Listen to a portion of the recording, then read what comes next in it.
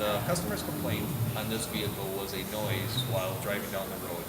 The first thing we need to do is confirm their complaint and hopefully duplicate it with a road test.